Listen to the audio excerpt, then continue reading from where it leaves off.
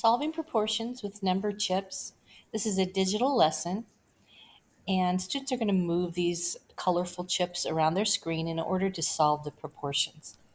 So the instructions are on slide 2. Students are going to start on slide 3.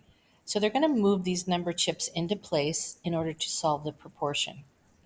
On the first 2 slides, they're just going to be scaling up or scaling down.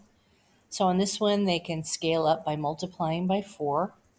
That means this number has to be a 4. So they click and hold on the edge of the number chip, and then they can move it into place. Here they're dividing by 5, so this number has to be a 7. And every slide has every number the students need. So if they get down to the last problem and the numbers aren't working, they know they've made an error somewhere and they need to go back and check. They're going to do the same thing on slide 4. When they get to slide 5, they can no longer scale up or scale down. So they're going to use means and extremes or cross multiplication.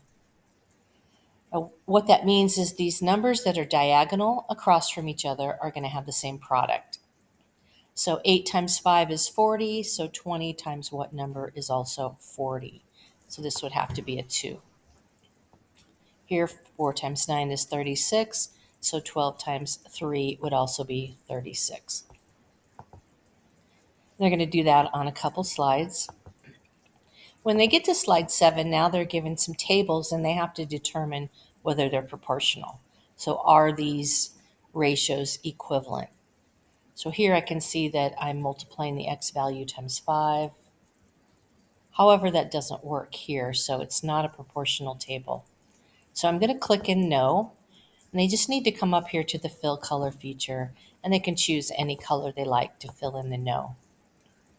And they've got 3 more tables that they have to determine whether they're proportional and fill in the answer yes or no. Now, when they get to the final slide, they've got a riddle here that they have to solve. And they're going to solve this by going back to the previous slides and finding these number chips. So they look for a black 4, and they're going to move it to the side, and then they're going to type in the letter that's underneath. If it's done correctly, it should solve the riddle. So this is Solving Proportions with Number Chips, a digital lesson.